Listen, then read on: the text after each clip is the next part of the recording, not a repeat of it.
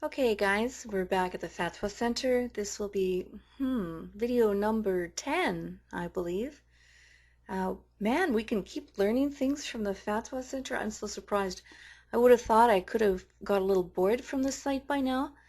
But, this Mr. Fatwa Center, he keeps coming out with some really good answers that, can really make us laugh and see and expose Islam for what it is.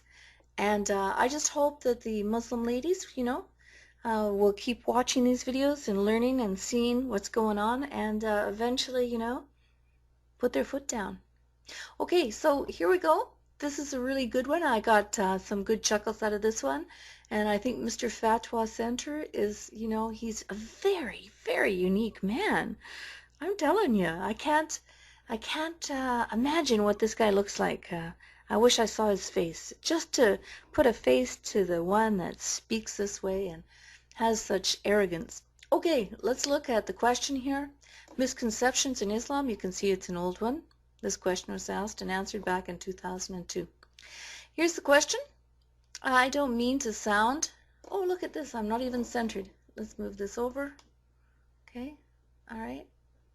Okay, there we go. I don't mean to sound like a disbeliever, but scholars always speak of the reward for men in heaven, how they'll have horror. How can a man keep more than one wife? What's in it for women? See? I believe Allah to be just and fair God. I just want to understand. If there are any books you can recommend, I would be grateful.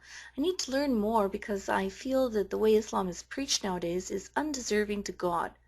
There are so many misconceptions and preachings that that make you want to turn away from Islam. Look at this. Look at this. There are so many misconceptions and preachings that make you want to turn away from Islam. Allah is a kind God, tender and gentle with his worshippers. Where is all this meanness and bad presentations coming from? Okay, look at this. So this person here, this woman asking this question, she believes in a different Islam, and she wants the scholar here at the Fatwa Center to reinforce her values because she believes that, there's a lot of misconceptions and preachings about, the joys of Jannah and the fairness of what's going to be up there. And she thinks that, there's bad presentations coming and everything, and she wants some clarification on them. All right. And these many misconceptions, they're not misconceptions at all. It's simply how life is in Islam. How life is in Islam. Okay, here's the answer. One has to believe that Allah, the Great and Almighty, is just, generous, affectionate, wise, and all-knowing. He does what he likes and chooses. No one has the right to review or rebut his orders. So he, in his wisdom, has chosen that a man can marry 4 women, not the opposite. Macho, macho man. Okay, what a man. Listen to him, how he's answering her. How arrogant. He's saying that he, in his wisdom, has chosen that a man can marry 4 women and not the opposite. Well, I personally think that this wisdom comes from guys like Mr. Macho Man. Only those who have faith and insight can recognize the wisdom behind such a ruling. I've already corrected this sentence before, and I'll do it again. This sentence really should read, here only men who have faith and insight can recognize the wisdom behind such a ruling. After all, Islam is a man's world. I'd like to know what the faith and insight is. I mean, we know what the faith is. Okay, it's Islam. I want to know what is the insight that we can know why, Muslim women aren't going to be treated equally in their paradise. Okay, let's read on. He has decreed that a believer can take delight in a number of dark-eyed damsels, while a believing woman only loves her husband and wants nobody but him. Is this a man's world up there? Certainly looks like it to me. Certainly looks like it to me. You know, if God is going to fashion a man so that he can have multiple sexual partners up there, why wouldn't he fashion the female to be the same? And since when would he take the wife up there and make sure she only has eyes for her husband, but meanwhile, you know, he's running through the neighborhood deflowering all these dark-eyed virgins. It's just too much. Alice says interpretation and meaning.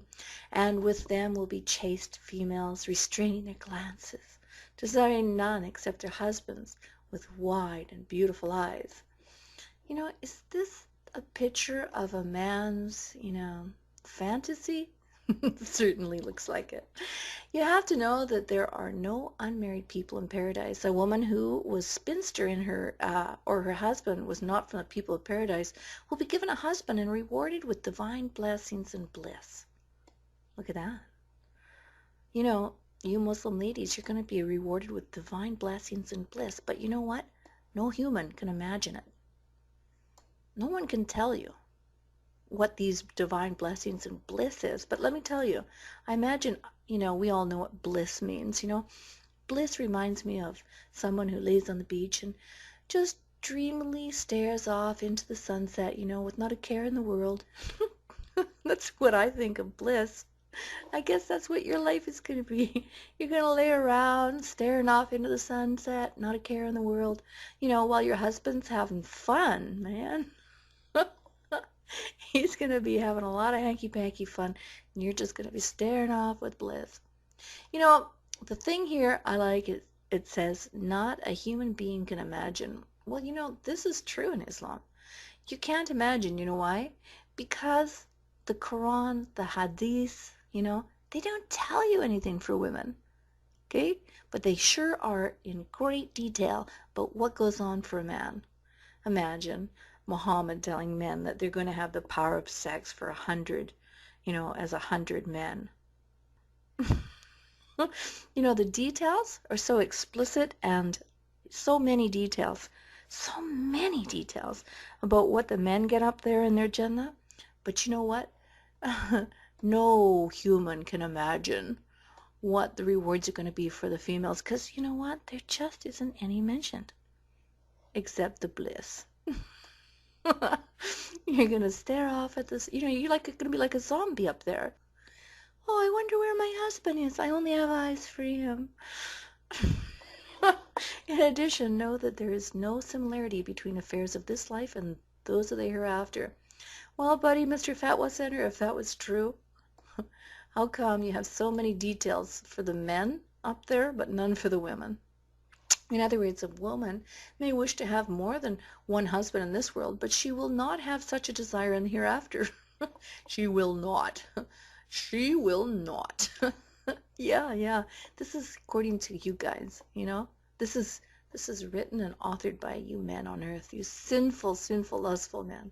You just want to keep the women to yourself, and you don't want them to look at anybody else. You know, let's get real. Let's be honest. I.e., in paradise, since her delight lies in having only one husband, without wishing a substitute. That's right, ladies. We go back to the bliss. Laying there, watching the sunset. Oh, this is blissful. I love my husband. Oh, where is my husband? Oh, my goodness. He's with 72 other whores.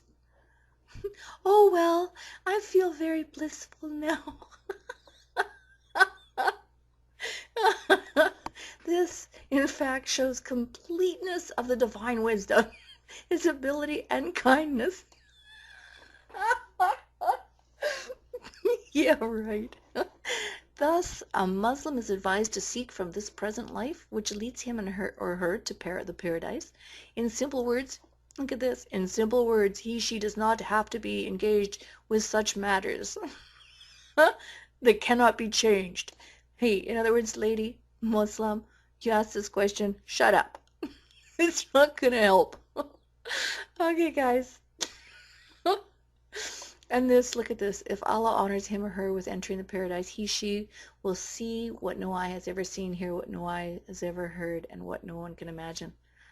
Ha! Look at this. Even words stolen from the Holy Bible. Okay guys, till next time. See you later.